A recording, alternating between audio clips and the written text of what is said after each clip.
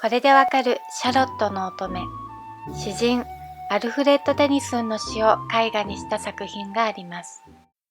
シャロットという町に住むある乙女が塔に閉じ込められ、直接外の世界を見ると死んでしまうという恐ろしい呪いをかけられていました。鏡を通して見ることだけは許されていました。鏡から見る外の世界をタペストリーに織り込む毎日。ある日、仲のいい恋人たちの姿を見て自分が孤独だと感じてしまいます。そしてタペストリーを織るだけの毎日に飽き飽きしてきます。こちらはイギリスの画家ジョン・ウィリアム・ウォーターハウスの作品です。もううんざりっていう感情が表現されてますね。ある日のこと、凛々しく美しいランスロット卿が鏡に映りました。その瞬間、一目惚れしてしまった彼女は思わず直接窓の方を見てしまいます。すると、呪いが発動。鏡はひび割れ、織物は飛び散り、糸が絡まってきます。ああ、呪いが私に降りかかった。どうせ死んでしまうのなら、いっそあの方のおそばで、と塔を出ます。ランスロットは彼の住むキャメロット城に向かい川を渡っていました。彼女は彼を追って小舟に乗ります。ただ、キャメロット城に着いた時には彼女は息絶えてしまっていました。キャメロット城の騎士や貴婦人に発見されます。その中にはあのランスロット卿もいて、彼女を憐れんで神に祈りを捧げました。ランスロット卿、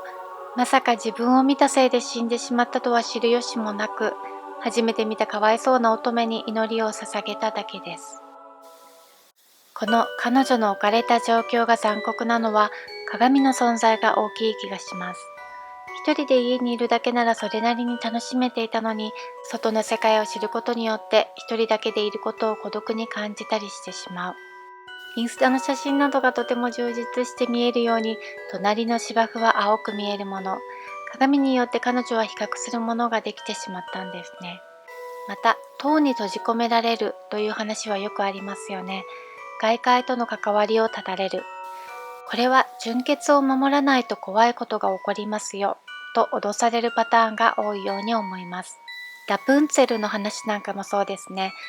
ディズニー映画などではだいぶ話が変わっていますが、大元のグリム童話の初版では、子供が欲しかった魔法使いによって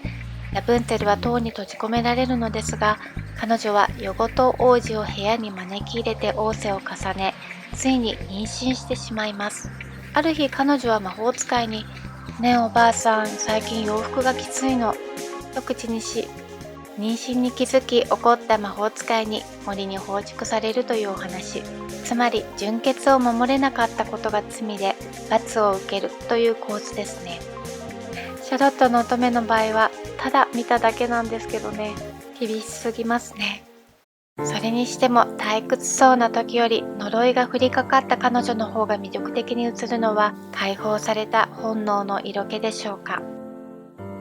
こちらの絵をご覧ください。先ほども出てきましたジョン・ウィリアム・ウォーターハウスによるシャロットの女、別バージョンです。船にはイエスの卓形像が置かれていて、吊るされたランタンはもう少しで日が暮れてしまうことを表しています。彼女の目線の先にあるろうそく3本のうち2本が消えてしまっていることで、彼女の命が残り少ないことを表現しています。なんとも寂しい、けれど美しい作品ですね。